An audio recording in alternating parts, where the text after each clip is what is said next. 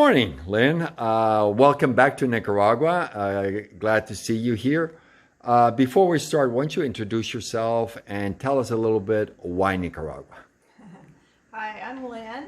I originally came from the U.S. and I lived in California and Texas, and I did some work for Doctors Without Borders when I was as an accountant for them, and I lived off-grid, in many different countries, and I got used to sort of an outdoor living space where it was very simple, and I wanted to create something here in Nicaragua that was simple but comfortable and not primitive.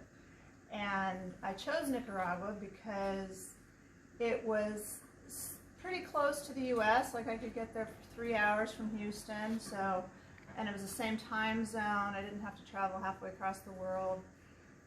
So that was one of the factors. Another factor is that it's cost effective here in Nicaragua to own land and to build, and they have very favorable laws for buying land. Mm-hmm. And then this particular development is all off-grid, which appealed to me because utility costs are unpredictable sometimes in Central America, so I wanted to have something that I could control. So I'm completely solar and off-grid with water, and I reuse all my gray water, and I have composting toilets, so I don't rely on any city facilities for my utilities, and it's been great. Good, good. So when did you come here to Nicaragua? Approximately when? I bought the land in 2011, I believe it was, and then I started building in 2016. I started with the guardhouse, or it was a bodega at the time. Right. And then I built the casita in 2017, and then I stayed in that while I built the main house here in 2018. So it's it's 2 years old. 2 years, okay. Yeah. Thank you, Lynn. That's appreciated, the introduction. So let's go over some specifics about the house next. Okay, Lynn. So on here, we're going to talk a little bit about off-grid living. So what does that mean for you, off-grid living, if I can ask it that way? Sure.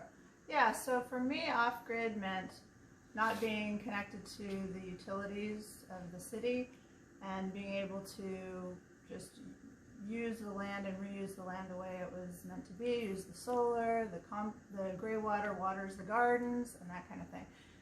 But I wanted it to be simple but comfortable. So my two requirements were hot water and Wi-Fi.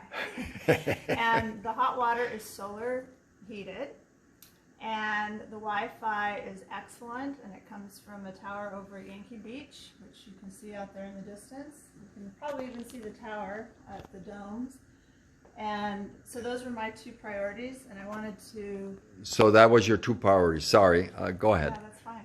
So those were my two priorities. So, the rest of the house was just developed to take advantage of the eco setting. So there's 850 acres of wild preserve around me, and the neighbors are few and far between, but you have a lot of monkeys and wildlife, and you have everything, but you're still close to enough to a city, San Juan del Sur, to have the restaurants and the facilities. There's a hospital there. There's a lot of cool things that they offer that you're not too far removed from.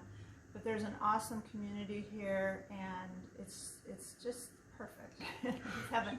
Security-wise, since that's one question we always get to hear, especially for single ladies like yourself, how secure have you felt living here or being in Nicaragua?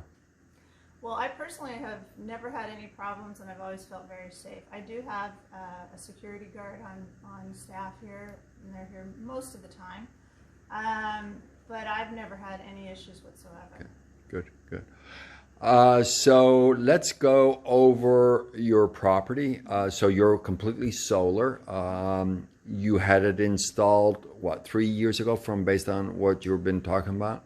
I think it was 2017 that we put the solar and solar panels in, and the batteries have, I forget the years of warranty that they have, but the system's been just perfectly maintained. And actually, the property manager here, who's here when I'm not here, he also has a solar business. So it's very convenient that he can maintain the solar system in perfect order. And I have never had an outage and never had the batteries run down. And Right. people, you know, during a hurricane where there's 5 days of no sun Right. and it's all rain, my system has never gone down. Never had to use a backup generator even. And I could not be happier with my solar system. I think, you know, people come here to use the solar and charge their devices or use the internet or whatever when their systems have gone down. They come Right. here. Yeah. Well, that's nice that you provide that support to the community, especially through the 2 hurricanes that we had this year. Yes. So you are solar, that was one, and now about the bathrooms. Why don't we talk a little bit more in detail to that? So let's go to the bathroom and talk about that. Well, do you want me to? Oh yeah, I want you to introduce the book. And Okay, so my system is based on the Humanure Handbook by Joseph Jenkins. This is a scientific process and system that I had not used, but I tried it, and I've emailed with the author back and forth and gotten some, you know, pointers on how to finesse it for what I'm doing here. Right. And my goal is to have a simple, beautiful, what was the other word? Simple but Efficient? no, simple but I'm not thinking of the word. You found the word. Yeah, so I wanted a simple but comfortable way of living that wasn't going to be off-putting for myself or other guests or friends that would come to visit. So Got it. this has been very successful in my opinion. Awesome. So Show you?